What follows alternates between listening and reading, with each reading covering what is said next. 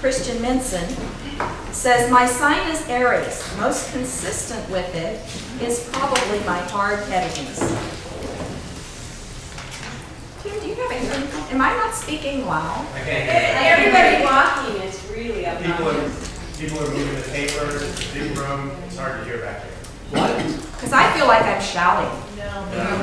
Okay. Christian will be delivering speech number 2 from the beginning manual. Organize your speech. The objectives are to work with the standard format of strong opening body and strong conclusion and deliver a clear message. The time is 5 to 7 minutes. Christian Minson, High Ideals and Monkey Business. High Ideals and Monkey Business, Christian Minson.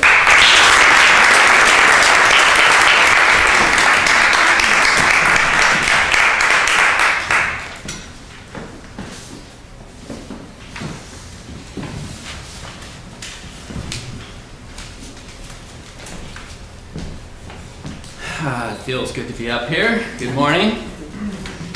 So whenever it comes up in conversation that I was a monk for 10 years in a spiritual order of the ancient Swami tradition, the reactions can be quite varied. So I bring to you today monkey business. The top 3 questions asked when somebody finds out that an ex-monk is standing before them. Number 3. Why would anyone want to do that? Number 2, dude, does that mean you had to wear a brown sack and a funny bowl haircut? And question number 1, you mean you weren't allowed to socialize with women? That's just wrong.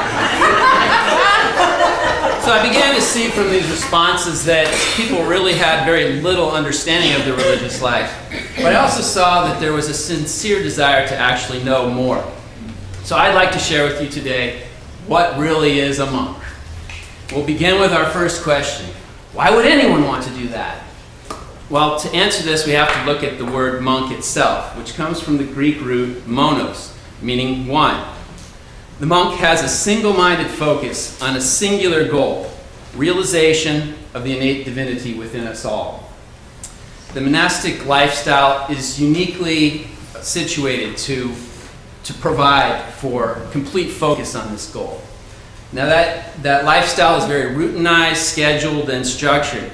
And for me, it went something like wake up at 5:30, individual meditation, group meditation, on to breakfast, spiritual study, work, break for lunch meditation, lunch, back to work, mandatory recreation and exercise, group evening meditation, perhaps a couple hours of free time, but more likely a class before evening meditation individually, sleep, to do it all over again the next day.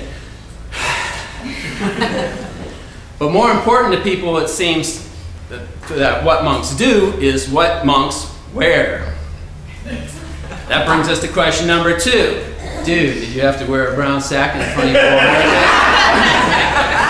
This common stereotype of a monk actually comes from a Catholic order of monks started by St. Francis back in the 14th century. Now, while the Franciscan monks today still wear that garb during their formal ceremonies, the rest of the time they basically wear civilian clothing. And the same was with our order. We basically had a very modest uniform, much like what I'm wearing, brown shoes and pants, a slightly different shirt. However, when we were off duty, we wore modern, normal people's clothes. Now, along with this fashion stereotype also comes the common misperception that the monk's life is so rigorous that there's no fun allowed. Well, I'm here today to tell you that monks have fun.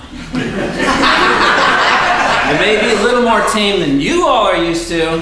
However, we did have the need for a balanced lifestyle was recognized. And we had our movie nights, our sporting events, went to the beach, even to amusement parks.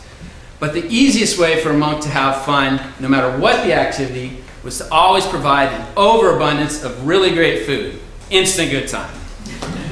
And speaking of good times, that leads us to question number 3. You mean you weren't allowed to socialize with women?